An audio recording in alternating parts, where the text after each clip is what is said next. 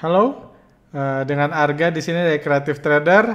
Kembali lagi kita dalam acara video podcast mingguan atau yang mulai hari ini kami sudah beri nama. Jadi kami akan beri nama Bicara Bandar. Kita sudah memasuki Bicara Bandar episode ke-7 jadi nggak kerasa udah 7 minggu kami membuat podcast mingguan ini, di mana seperti podcast-podcast sebelumnya kita akan membahas mengenai pergerakan IHSG, apa yang kita pelajari sepanjang pergerakan minggu kemarin, dan juga apa yang harus kita waspadai, apa yang harus kita pertimbangkan sebagai investor dan trader untuk trading di kemudian hari. Harusnya podcast ini pendek karena apa yang terjadi seminggu kemarin dan seperti ini juga akan terjadi minggu depan itu sebenarnya sudah jadi gambaran dan sudah kami banyak bahas dalam podcast-podcast kami sepanjang sebulan terakhir seperti itu.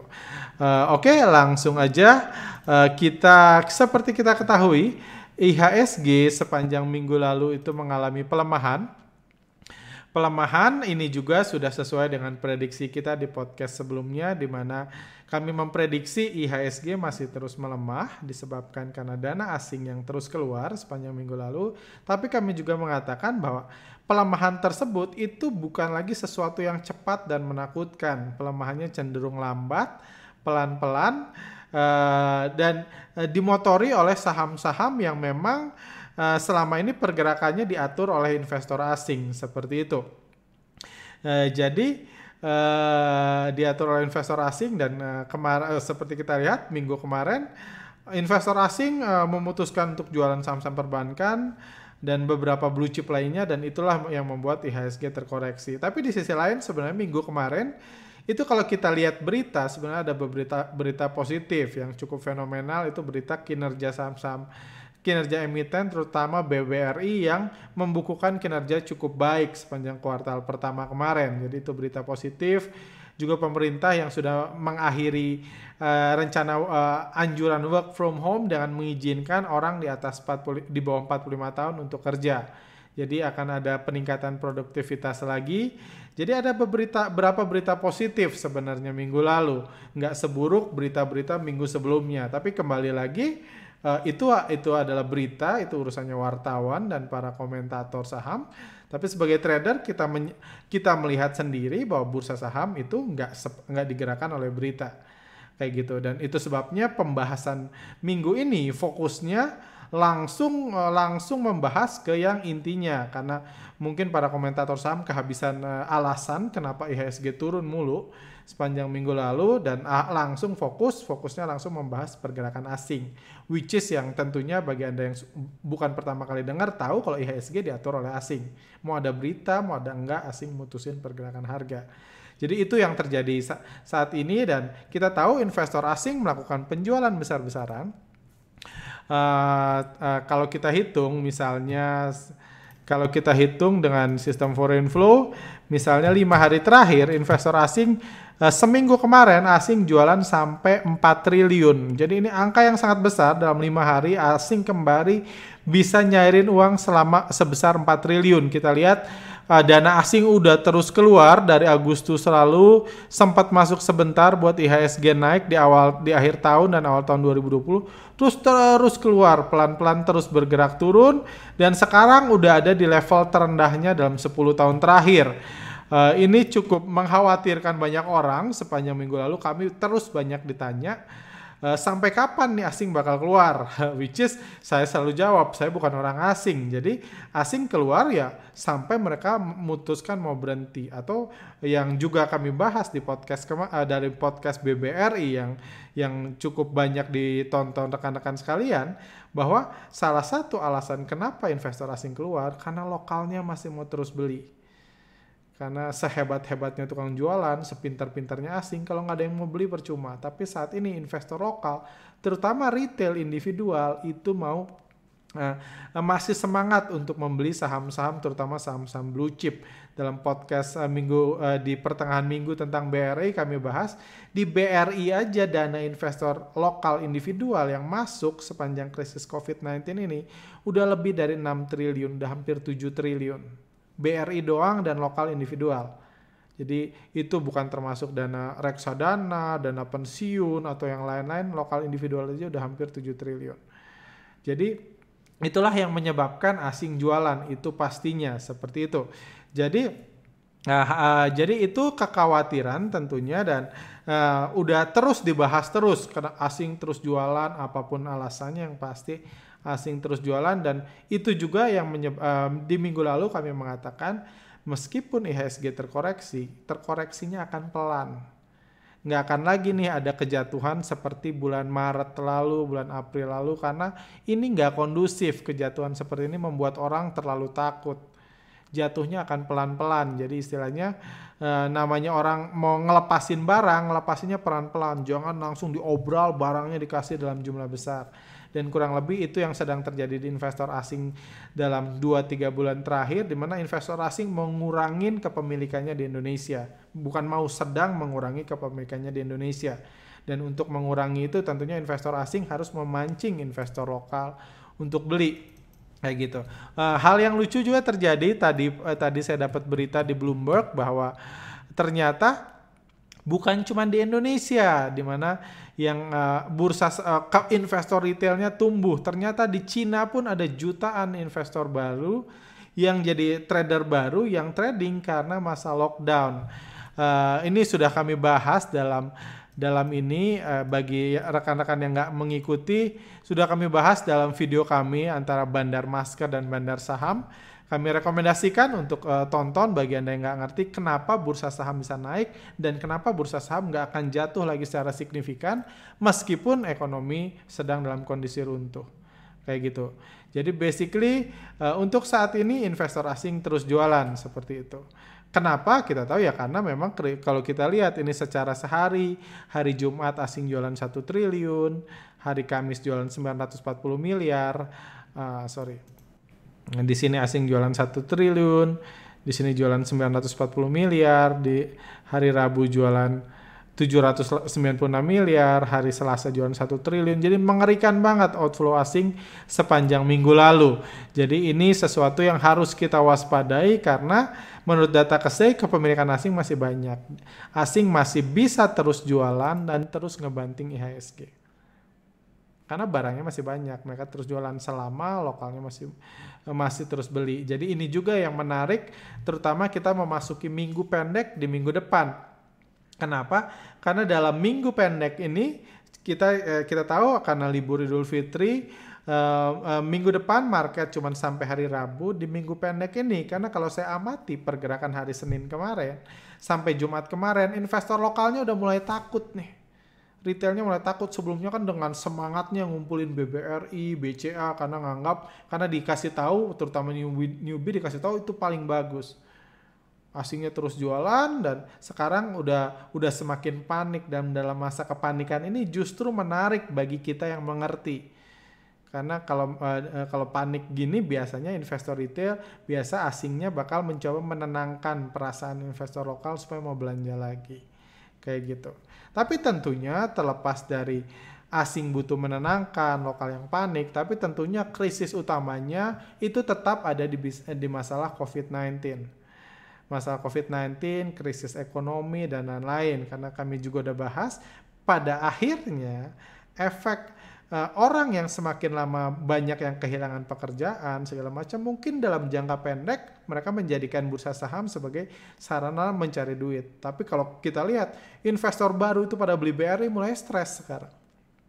Mulai stres, apalagi mulai mendekati akhir PSBB di bulan bulan Juni nanti, tentunya jumlah investor retail yang terus menabur uangnya di market akan berkurang. Sementara masalahnya kita nggak tahu krisis akan berakhir kapan.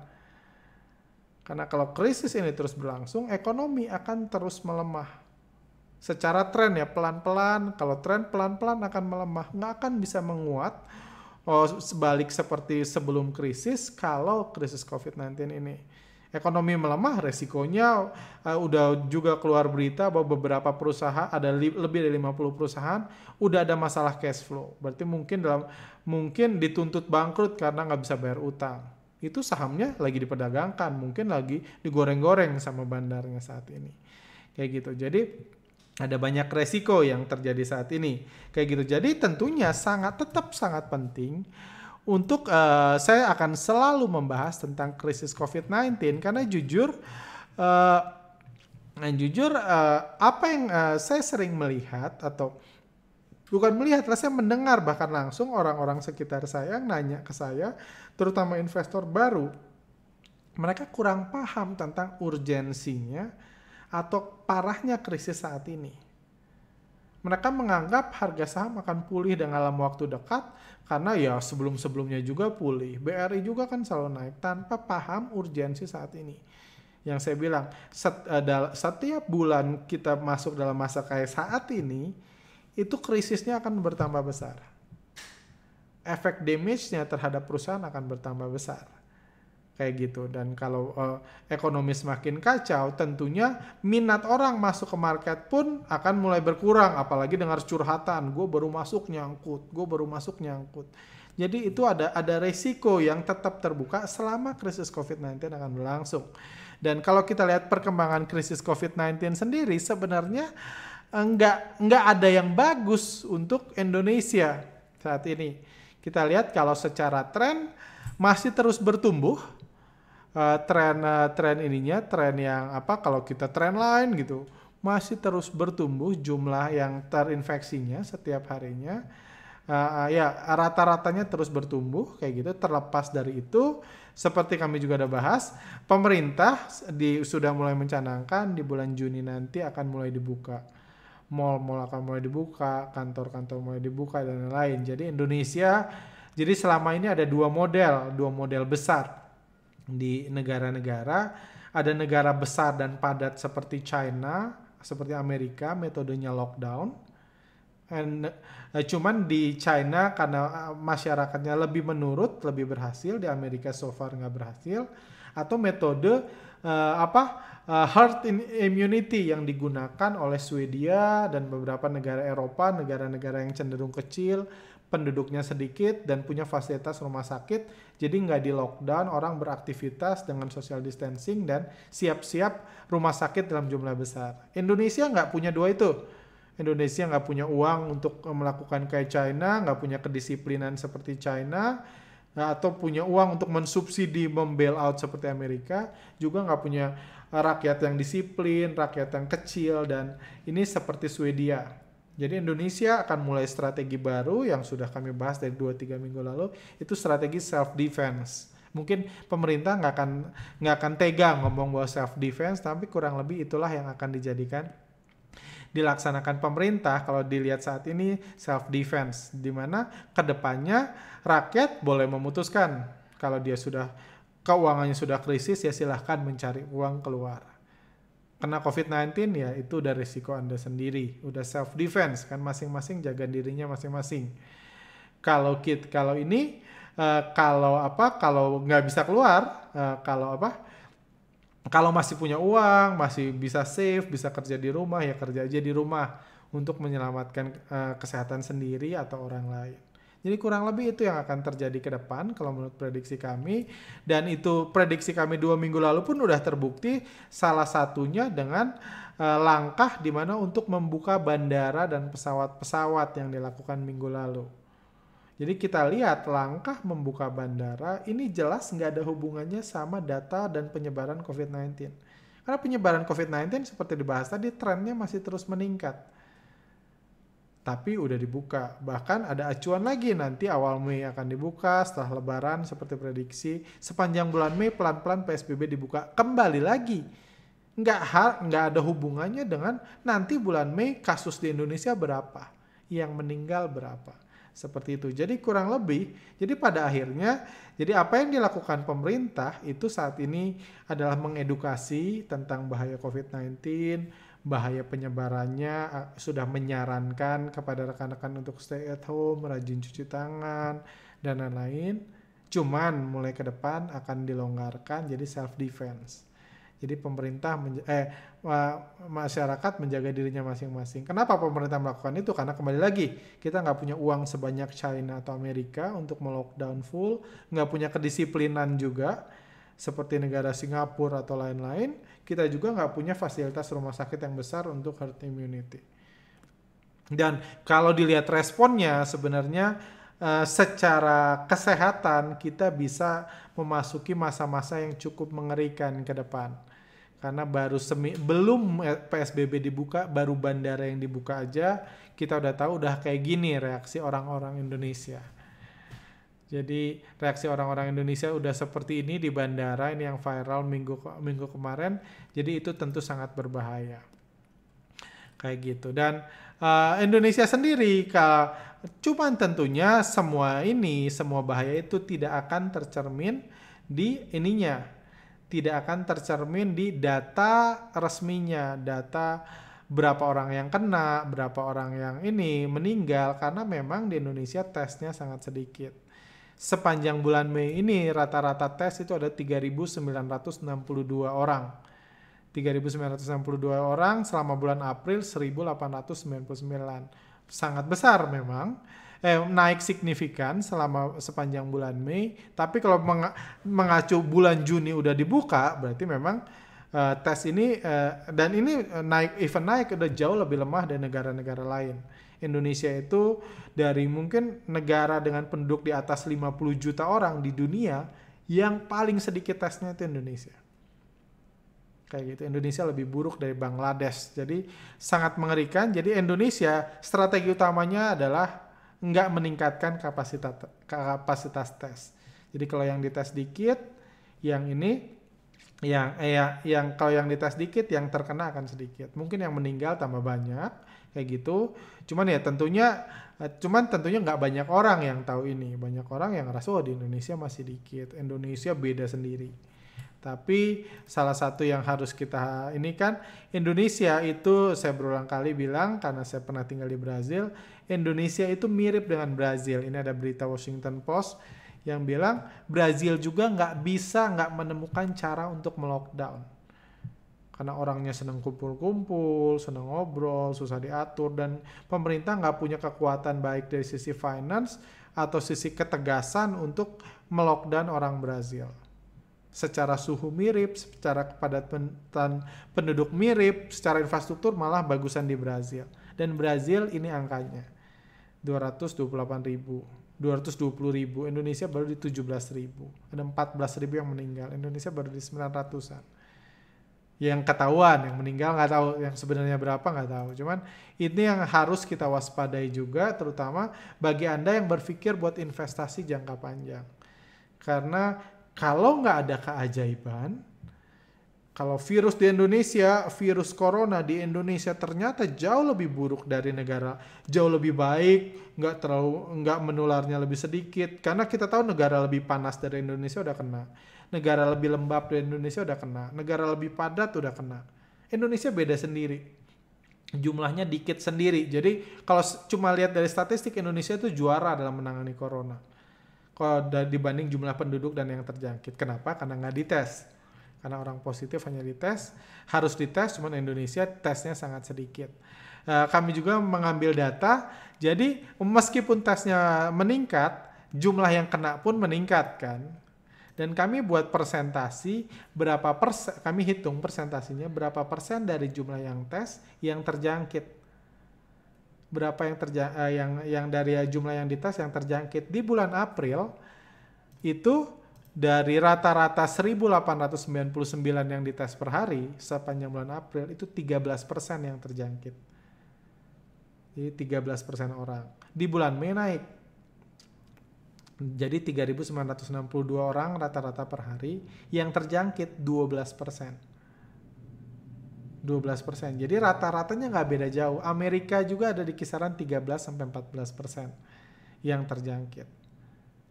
Jadi artinya apa? Jadi mungkin kalau tesnya kayak di Amerika misalnya bisa 10.000 sehari, jadi sehari yang kena 1.200.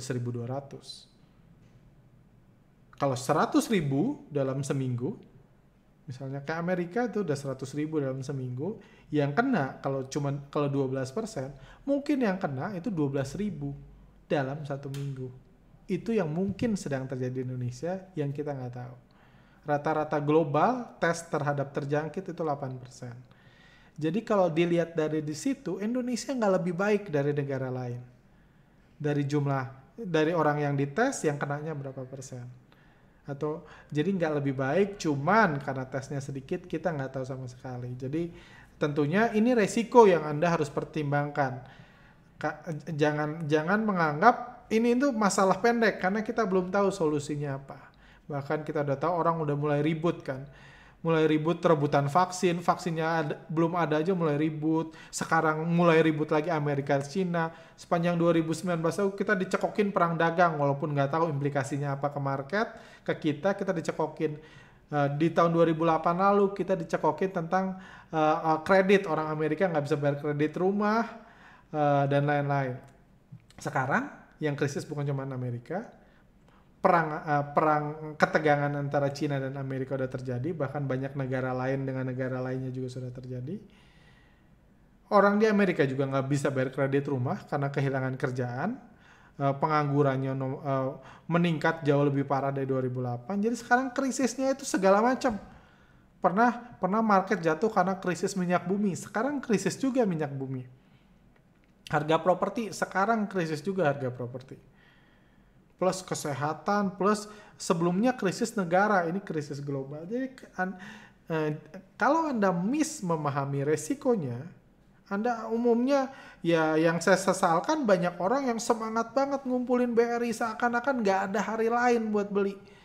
Seakan-akan BRI BCA itu nggak bisa turun lagi lain hari gitu. Seakan-akan ntar PSBB dibuka langsung terbang-terbangan, bisnis akan pulih. Ya kalau Anda punya iman seperti itu, punya keyakinan seperti itu, go on. Tapi at least saya mau bantu Anda untuk mengerti dulu resikonya. Karena saya pribadi sudah berkali-kali saya bilang, stock market saat ini adalah tempat yang ideal untuk kita trading, bukan buat investasi. Karena ini udah jadi kasino kayak gitu. Jadi itu kondisinya, jadi kita hanya bisa berdoa supaya Indonesia nggak jadi kayak Brazil ke depannya. Karena secara profil mungkin negara besar Indonesia itu paling mirip dengan Brazil. Dan Brazil saat ini yang kenanya udah 220.000 orang. Kita baru 18.000 kalau nggak salah per hari ini. Jadi harap berhati-hati, jaga cash flow Anda dengan baik.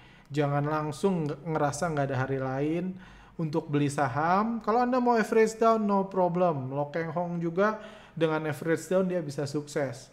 Salah pilih beli lagi, turun beli lagi, silakan. Kalau Anda mau average down, Anda bisa melakukan itu. Tapi jangan ngerasa semuanya akan berakhir sebulan. Kayak gitu. Jadi ini sharing saya aja sebagai investor kepada Anda. Jadi hati-hati, pahami krisisnya. Kalau mungkin Anda orang medis, orang vaksin yang melihat bahwa krisisnya akan berakhir dengan cepat, silahkan masuk all in. Cuman kalau enggak, apalagi tujuan Anda investasi, hati-hati banget gunakan cash Anda. Seperti itu. Jadi itu yang terjadi. Lalu yang hal menarik lain yang saya lihat sepanjang minggu ini adalah urgensi dari investor asing. Jadi saya lihat dari bandar asing. Jadi saya lihat ada urgensi yang jauh berbeda antara bandar asing dan bandar lokal. Saya belum terlalu nangkep, saya belum terlalu paham apa alasannya. Kenapa kayaknya investor asing kayaknya nggak ada hari lain buat jualan. Ya, salah satu penyebabnya karena lokal masih mau beli. Kayak gitu BBRI terus aja diborong retail. Jadi investor asingnya jualan kayak di sini, kalau kita lihat di sini misalnya. Di sini asing jualan 465 miliar Jumat, sebelumnya 400 miliar, sebelumnya lagi 391 miliar, sebelumnya lagi 446 miliar. Jadi setiap hari jualan lebih dari 300 miliar tetap aja ditampung sama investor lokal. Jadi itu alasannya kayak gitu. Tapi memang kayaknya investor asingnya itu serius banget pengen keluar. Ini sesuatu yang cukup menakutkan bagi saya. Karena sebelumnya nggak seserius itu, nggak seniat itu jualannya. Cuman seminggu terakhir asingnya niat banget untuk jualan BRI. Apa penyebabnya saya nggak tahu. Jadi saya menemukan ada urgensi investor asing untuk keluar dari Indonesia. Mungkin kekhawatirannya pelan-pelan setelah PSBB dibuka, dana orang yang bingung mau ngapain itu udah nggak bisa masuk lagi ke market, mau mencoba di sektor real. Jadi mereka kehilangan pembeli. Nanti wah nggak ada dana segar lagi nih, ini mumpung ada mereka guyurin terus. Jadi itu kita lihat di BRI, kita lihat di Mandiri juga gitu kan. Investor asing jualan besar. Dan ini juga yang sudah kami bahas, bahkan sejak podcast pertama kami selalu mengatakan hindari saham ini, saham BRI, saham-saham perbankan yang udah terus diguyur asing. Jadi kita nggak usah lah gaya-gayaan, kecuali Anda memang tujuan Anda trading bukan cari untung, tapi untuk merebut kekuasaan dari asing, ya silahkan, mumpung asing jual Anda beli. Tapi perlu Anda ketahui asing masih 49% sekarang. Butuh ratusan triliun atau mungkin ribuan, mungkin sampai mendekati 1.000 triliun untuk beli semua sahamnya asing di Indonesia. Kayak gitu. Jadi investor asing terus jualan juga di Mandiri udah buat new low-nya. BBCA juga walaupun nggak separah itu juga terus jualan di BCA. Jadi kondisinya ini. Hal lain juga yang udah sering kami bahas itu fokus di saham-saham yang bisnisnya aman, dan itu juga yang terlihat investor asing terlihat mulai ini melakukan pembelian di saham-saham misalnya HMSP gitu. Terus dibeli sama investor asing. Kita lihat indikator asingnya dia terus beli, harganya pun pelan-pelan naik. Bisnis rokok sejak awal saya bilang ini cukup aman lah terhadap krisis COVID-19. Jadi keberadaannya nggak terancam. Di ini Indofood juga cukup ada inflow beberapa hari terakhir. Jadi mulai ada aliran dana masuk juga. Tapi di sisi lain urgensi jualan investor asing itu jauh lebih besar dari bandar lokal. Karena bandar lokal sendiri kalau kita lihat, kalau Anda trading sepanjang minggu lalu atau follow Telegram kami banyak bahas tentang LPPF, tentang GIA atau beberapa saham lainnya yang di bandari lokal terlihat bandarnya masih cukup cukup secure untuk bermain. Masih cukup secure buat naikin harga, udah itu pelan-pelan jual kayak gitu, masih ngeluarin hadiah kayak gitu. Jadi bandarnya masih cukup secure untuk jualan pelan-pelan, nggak jual panik kayak gitu. Jadi itu juga jadi acuan. Jadi kedepannya saran kami kalau ini mungkin kalau Anda yang mau trading sebaiknya hati-hati main sepanjang 3 hari ke depan, hati-hati main di saham-saham yang di bandari asing. Di bandari asing dan asingnya terus jualan. Kalau asingnya belanja ya nggak apa-apa. Tapi kalau asingnya terus jualan hindari dulu karena kita belum tahu nih apa alasannya, urgensinya. Biasanya kalau mereka selesai jualan baru berita dikeluarin. Kayak gitu kita nggak tahu urgensinya apa, tapi itu yang terlihat jelas. Dalam seminggu terakhir itu investor asing jualan besar, dan percaya sama saya, apapun yang terjadi di Indonesia, kalau asing jualan seperti ini terus, IHSG akan terus bergerak turun. Apapun, mau Indonesia ngasih bailout, mau perusahaan untungnya besar, mau apapun. Karena berita-berita itu nggak gerakin harga, yang gerakin harga yang jualan. Dan karena asing jualan dalam jumlah besar, asing nggak bisa jualan di over. Karena asing jualan, jadi kalau jualannya besar, mau nggak mau, kalau Anda punya saham banyak, Anda harus buang di bid. Kalau Anda ngantri di over, jualan 400 miliar KBRI tadi, nggak ada yang beli. Nggak ada yang beli, retail nggak akan hajar kanan 400 miliar. Retail ngantri di bid, nunggu di bid murah, itu yang dihajar retail asing terus. Terus semurah apapun dikasih. Kita nggak tahu alasannya apa. Saya bahas di BRI tentang bahaya, di pembahasan BRI di video YouTube yang lain tentang bahayanya. Cuma saran saya lebih berhati-hati. Kayak gitu. Jadi pada ininya, lalu buat IHSG minggu depan, karena market 3 hari, saya mungkin udah 10 minggu berturut-turut memprediksi IHSG bakal turun. Khusus minggu depan, saya memprediksi, karena 3 hari saya memprediksi tebak-tebakan IHSG akan naik. IHSG naik minggu depan. Ini ya saya prediksi IHSG naik. Kenapa? Karena saya melihat investor lokalnya sudah cukup panik saat ini. Sudah ada kepanikan yang besar di investor lokal, jadi menurut saya butuh ditenangin dulu, butuh mereka dibuat pede dulu, dibuat ini dulu supaya dana ngalir lagi masuk. Kayak gitu, investor lokalnya sudah mulai panik. Jadi menurut saya minggu depan, 3 hari perdagangan minggu depan, IHSG akan bergerak positif. Tapi kembali lagi, krisis is not over. Krisis not over. Hanya karena saya memprediksi dalam 3 hari IHSG naik, jangan semua duit dimasukin ke market. Karena pertama tentunya itu cuma tebakan, yang mutusin tetap asing. Kedua, yang menyebabkan krisis, yaitu masalah COVID-19 belum ada solusinya, dan mungkin kita bisa memasuki bulan-bulan yang mengerikan setelah lebaran nanti. Itu pertama. Kedua, IHSG akan terus turun kalau asingnya jualan. Meskipun ada markup mungkin seminggu 2 minggu, tapi arahnya akan terus ke bawah. Arahnya akan terus ke bawah. Jadi akan susah. Jadi jangan berharap reversal dulu selama asing masih jualan. Seperti itu.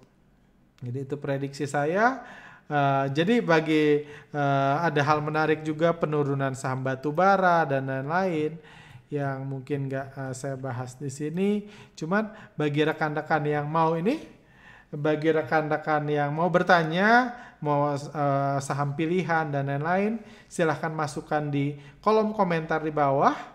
Nanti dalam 24 jam saya akan baca komentarnya, nanti saya akan jawab untuk pertanyaan-pertanyaan dan kita analisa satu-satu seperti podcast-podcast sebelumnya. Kayak gitu. Oke, saya rasa itu aja. Jadi untuk minggu depan saya memprediksi IHSG akan naik, meskipun ya saya nggak yakin naiknya banyak. Cuman krisis belum berakhir. Ini hanya mantul-mantul ini aja, karena di masa krisis pun butuh ada kenaikan-kenaikan, butuh ada markup. Dalam teori foreign flow juga dikatakan dalam setiap fase distribusi pasti ada markup investor asing, di mana harga saham dinaikkan gunanya untuk memancing investor lokal, untuk menenangkan perasaan investor lokal yang mungkin udah takut nih, udah kapok nih beli BRI. Kalau naik kan nggak kapok lagi, masuk lagi tabungan, masuk lagi ke situ. Kayak gitu. Jadi menurut saya itu strategi yang dilakukan di investor asing. Cuma kembali lagi, apa yang terjadi di IHSG itu nggak mempengaruhi semua saham. IHSG bukan gambaran dari strategi seluruh bandar di Indonesia. Itu hanya gambaran dari strategi bandar asing di saham-saham blue chip. Saya tetap yakin akan ada banyak saham yang menarik dalam 3 hari ke depan, yang bisa naik, saham-saham yang terutama yang diatur pergerakannya oleh bandar lokal, bukan bandar asing. Seperti itu. Oke, semoga bisa bermanfaat untuk bicara bandar untuk episode ke-7 ini. Kembali lagi kalau ada yang mau bertanya, mau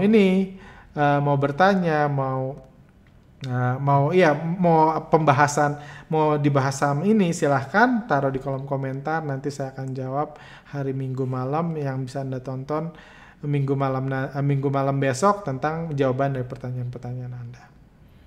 Thank you. Sampai jumpa di lain kesempatan. Stay home, stay healthy. Sampai jumpa lagi.